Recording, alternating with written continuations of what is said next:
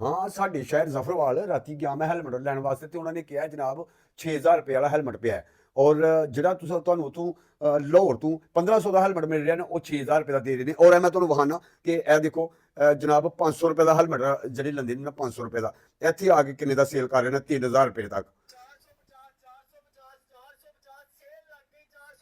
ਇਹ ਤੁਸੀਂ ਵੇਖ ਸਕਦੇ ਹੋ 450 रुपए सोने सोने हैलमेट ने और 450 रुपए का उत्थे सेल लगी दी है लाहौर। और उही हैलमेट इत्थे दे रहे हैं जनाब 2500 3000 का 3500 का।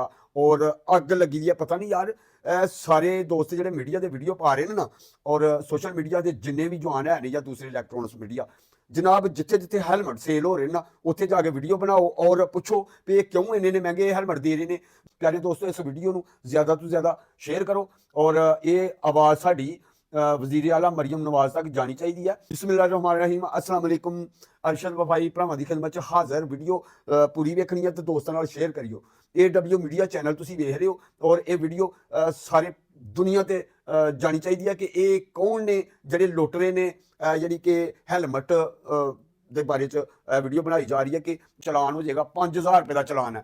और ये जनाब कर की रहे ने कि पता नहीं तुसीं जाके ना तो वीडियो बनानी है तो ये देखना है कि ये किन्नू किते किसी को रिश्वत नहीं दे रहे किस तरीके नाल ये लुटन दे ने की हिसाब है कि इन्ने सस्ते हैलमेट इन्ने महंगे हो गए ने एकदम ही। यार अल्लाह नूं जान देनी है यार की कर रहे हैं। इस वीडियो में ज़्यादा तो ज़्यादा शेयर करो और वीडियो बनाओ जो जो हैलमेट बेच रहे हैं किन्ने दा हैलमेट पिछू आ रहा किन्ने दा वो बेच रहे हैं मुनाफा की लै रहे हैं या किसी को रिश्वत दे रहे हैं की कर रहे हैं। यह तुसीं जरा ना क्लीयर करना चाहिए वीडियो पाओ सारे अपने अपने चैनल पर हैलमेट के बारे च। और हैलमेट इन्ने महंगे यार खीर हो गई है यार 500 का हैलमेट लैके 3000 का सेल करन दे। ਇੱਥੇ ਸਾਡੇ ਸ਼ਹਿਰ 'ਚ ਹੈਲਮਟ ਮਿਲ ਨਹੀਂ ਰਹੇ ਮੋਗੇ ਨੇ ਹੁਣ ਫੇਰ ਆ ਰਹੇ ਨੇ और मैं बनावांगा वीडियो तो पावांगा वीडियो कि किन्ने किन्ने का सेल कर रहे हैं। और जनाब ये की हिसाब किताब है किसी को ये मंत्री दे रहे हैं की चक्कर है किस तरह ये हो रहा यार हर पासे गरीब नूं लुटिया जा रहा है। और देखो कि अगर हैलमट ना पावांगे तो चलान है साडा 5000 का।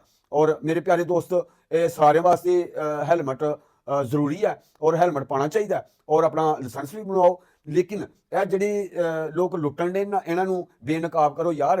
ਇਹ ਲੁੱਟਣ ਫਰੋਸ਼ਾਂ ਦੀ ਨਗਰੀ ਦੇ ਵਿੱਚ ਜਿਹੜਾ ਨਾ ਇਹ ਬਹੁਤ ਨੇਰ ਝੁਲਿਆ ਹੋਇਆ और ਇਹਨਾਂ ਨੂੰ ਜਿਹੜਾ ਨਾ ਥਮਾ ਪਾਉਣ ਵਾਸਤੇ ਮਰੀਮ ਨਵਾਜ਼ ਸ਼ਰੀਫ ਅੱਗੇ ਰਿਕੁਐਸਟ ਹੈ कि जरा तुहाडी मेहरबानी ये हैलमेट सेल करने वाले ने जिहड़े इन्हां बारे भी सोचो कि हाँ ये फैक्ट्रियां अपनियां ने तुहाडियां इहदे बारे भी वाजिया करो। ठीक है अल्लाह तुहानूं खुश रखे अपनी रहमत दे साए च रखे। प्यारे दोस्तों इस वीडियो नूं ज़्यादा तो ज़्यादा शेयर करो और ये आवाज़ साडी वज़ीर आला मरियम नवाज तक जानी चाहिए है क्योंकि गरीबां वास्ते कोई सोचो हर पासों वड्डी टुकी